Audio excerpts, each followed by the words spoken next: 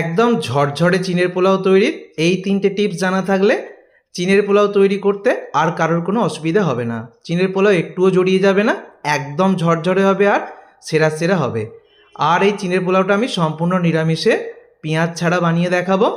কিভাবে বাড়িতে একদম ঝরঝরে পারফেক্ট চিনের পোলাও বানাতে হবে সেটাই আজকের ভিডিওতে একদম শেষ পর্যন্ত দেখতে থাকো। চিঁড়ের পোলাও বানানোর জন্য প্রথমে নিতে হবে চিঁড়ে, তবে যে শক্ত চিঁড়েটা সেটাই নিতে হবে। মোটা বা শক্ত যে চিঁড়েটা পাওয়া যায় ওই চিঁড়ে দিয়েই কিন্তু চিঁড়ের পোলাও হবে। বাজারে যে পাতলা চিঁড়েটা পাওয়া যায় সেই চিঁড়ে দিয়ে কিন্তু চিঁড়ের পোলাও কোনোভাবেই করা যাবে না। চিঁড়েটাকে 3-4 বার জল পাল্টে ভালো করে ধুয়ে এরকম ছাঁকনির মধ্যে আমি রেখে দিলাম।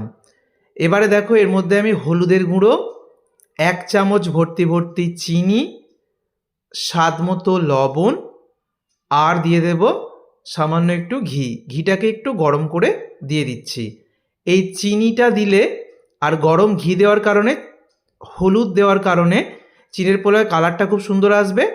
আর চিনির কারণে চিনিটা একদম ঝরঝরে হয়ে যাবে। এইভাবে আমি 10 মিনিট রেখে দেব। তো চিনের পোলাও তৈরির এই ছোট্ট ছোট্ট টিপসগুলো অবশ্যই মাথায় রেখে বানাবে।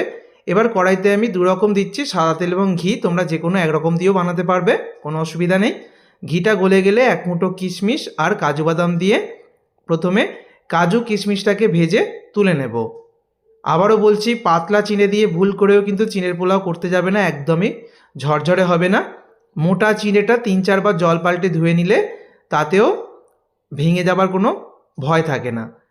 তো দেখো এখানে কাজু কিশমিশটা ভেজে তুলে নেওয়ার পর 1 মুঠো কাঁচা চিনাবাদাম দিয়ে সেটাও আমি ভেজে তুলে নিলাম। আর যেভাবে দেখাচ্ছি সমস্ত উপকরণই আমাদের সবার বাড়িতে থাকে। এবারে ওই তেলের মধ্যেই একটা তেজপাতা, 2টো এলাচকে ফাটিয়ে দিয়েছি, 2টো লবঙ্গ, একটা দারচিনির টুকরো আর একটু মৌরি দিয়ে দিচ্ছি। মৌরি দিলে খেতে খুব ভালো লাগে। ভালো করে সব কিছুকে একসাথে নেড়ে চেড়ে নিলাম। এবারে দেখো আমি আলু ছোট ছোট করে টুকরো করে নিয়েছি, যতটা সম্ভব ছোট্ট ছোট্ট করে টুকরো করবে। তারপরে দিয়েছি গাজর কুচি, পছন্দ মতো সবজি এখানে তোমরা দিতে পারবে। একটু বিনস কুচিও আমি অ্যাড করলাম। খুব ভালো করে মিনিট 2-3 ভেজে নেব। আর এই আলুটা ভাজতে ভাজতেই সিদ্ধ হয়ে যাবে।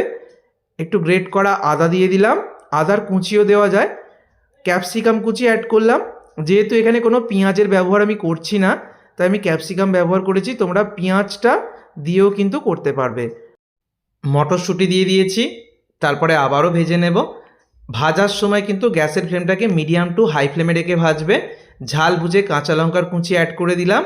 আর যে কাজু কিশমিশ আর চিনাবাদামটা ভেজে রেখেছিলাম সেটাও আমি দিয়ে দিচ্ছি। সব কিছুকে আরও 30 সেকেন্ড থেকে 1 মিনিট নেড়ে চেড়ে নেব। সবজিটা কিন্তু অনেক বেশি যেন ভাজা না হয়ে যায়, মানে সবজির কালারটা যেন একই রকম থাকে। একটু আমি জিরে গুঁড়ো দিয়ে দিয়েছি, ভাজা জিরের গুঁড়ো। তারপরে দেখো এখানে যে চিনিটাকে আমি চিনি, লবণ আর ঘি মাখিয়ে রেখেছিলাম হলুদের সাথে, সেটা দিয়ে দিলাম। একদম ঝরঝরেই রয়েছে, আরও বেশি ঝরঝরে হয়ে গেছে। একটু পাতিলেবুর রস দিয়ে দিলাম, খেতে খুব ভালো লাগবে। এবার চিনিটা দেওয়ার পর সব কিছু উপকরণের সঙ্গে 2 মিনিট ঘড়ির কাঁটা ধরে আমি মিশিয়ে নেব। ওপর থেকে আরও একটু লবণ আমি দিয়ে দিলাম। এখানে চাইলে একটু চিনিও দিতে পারো, যেহেতু চিনের পোলাও তাই একটু মিষ্টি মিষ্টি হলে খেতে ভালো লাগে। আর শেষে নামানোর আগে সামান্য একটু ঘি দিয়ে দিলাম। আমার মনে হচ্ছে মিষ্টিটা একটু কম, তাই খুব সামান্য চিনি শেষে ছড়িয়ে দিলাম। এটা না দিলেও চলে। তাহলে চিনিটা দেওয়ার পর সব উপকরণের সাথে 2 মিনিট ঘড়ি ধরে মিশিয়ে নেবে। খুব বেশিক্ষণ ধরে চিনিটাকে নাড়াচাড়া করতে যাবে না, তাহলে কিন্তু চিনিটা ভেঙে যাবে বা জড়িয়ে যাবে। তৈরি হয়ে গেল একদম ঝরঝরে চিনের পোলাও। দেখেই আশা করছি বুঝতে পারছো চিনিটা কিন্তু গোটা গোটা রয়েছে আর একদম ঝরঝরে রয়েছে। প্রথম থেকে যেভাবে দেখিয়েছি টিপসগুলো প্রত্যেকটা মেনে বানাতে হবে। প্রথম টিপস, চিনিটাকে 3-4 বার জল পাল্টে ধুয়ে স্ট্রেনারের মধ্যে লবণ, চিনি, হলুদ আর ঘি মাখিয়ে ম্যারিনেট করে রেখে দিতে হবে। অবশ্যই কিন্তু 10 মিনিট রাখতেই হবে। আর সমস্ত সবজি ভাজা হয়ে যাওয়ার পরই চিনিটা দিতে হবে। আর চিঁড়ে দেওয়ার পর অবশ্যই চিঁড়েটাকে কিন্তু 2 মিনিটের বেশি নাড়াচাড়া করা যাবে না। আর শক্ত বা মোটা চিঁড়ে, সেই চিঁড়ে দিয়েই কিন্তু এই পোলাওটা বানাতে হবে। পাতলা চিঁড়ে দিয়ে কিন্তু চিঁড়ের পোলাও কোনোভাবেই হবে না। ঠিক যেভাবে দেখিয়েছি এইভাবে করলে পেঁয়াজ ছাড়া সম্পূর্ণ নিরামিষেই এই চিঁড়ের পোলাও হবে একদম সুপারহিট। ছোট থেকে বড় সবার ভীষণ ভালো লাগবে। অবশ্যই বাড়িতে ট্রাই করো। ভিডিওটাকে বন্ধুদের মধ্যে প্রচুর শেয়ার করো। ধন্যবাদ।